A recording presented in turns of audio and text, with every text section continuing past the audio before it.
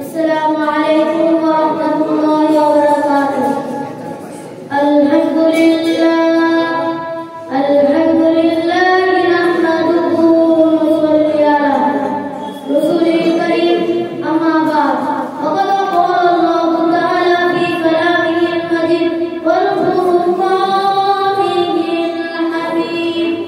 अऊज़ु बिल्लाहि मिनश शैतानिर रजीम। बिस्मिल्लाहिर रहमानिर रहीम। আমি কিছু শিক্ষার ব্যাপার নিয়ে আপনাদের সামনে বলছি।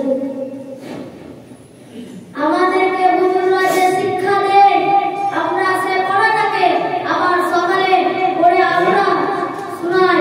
তখনকার আমরা যখন রাস্তার পথ দিয়ে যাই, যখন সেক্রেটারি এবং মাদ্রাসার সম্পাদক মহাশয়রা চায়ের দোকানে বসে আছে, কিন্তু যাচ্ছি কিন্তু তাদেরকে সালাম দিই না। তো তারা আবার বলছে কি মাদ্রাসার হুজুররা কোনো শিক্ষা দেয় না, তাদেরকে কোনো পড়ালেখা শিক্ষা দেয় না, কিন্তু আমাদেরকে ঠিকই আবার পড়ালেখা শিক্ষা দেয়।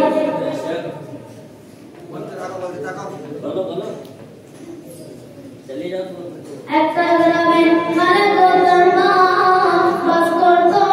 খালেক একটা মাদ্রাসায় পড়তো, তার বাবা মারা যায়।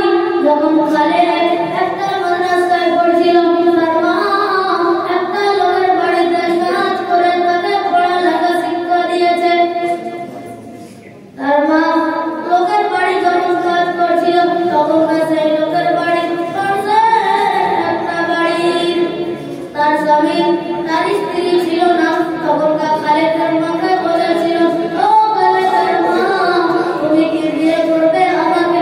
তোমার তো স্বামী নেই, তুমি তো একা, তুমি তো লোকের বাড়ি কাজ করো।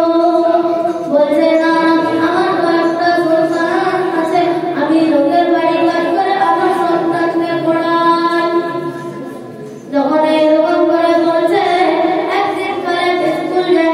তখনকার তার স্যার বলছে, ও খালেক রে, তোমাকে পরীক্ষা দেওয়ার জন্য 1200 টাকা লাগবে। খালেক বলছে, স্যার, আমার মা লোকের বাড়ি কাজ করে টাকা কিছু উপার্জন করে, সেই টাকাগুলো আমাদের খাওয়ার জন্যই চলে যায়। তাহলে আমি 1200 টাকা কোথায় পাবো? স্যার গো, আমি পরীক্ষা দিতে পারবো না। যখন খালেক বাড়িতে বসে থাকে, তার মা এলো কাছে, এসে বলছে, বাবা খালেক রে, তোমার কি হয়েছে, কি হয়েছে? এখান থেকে আমার বক্তব্য শুরু করছি।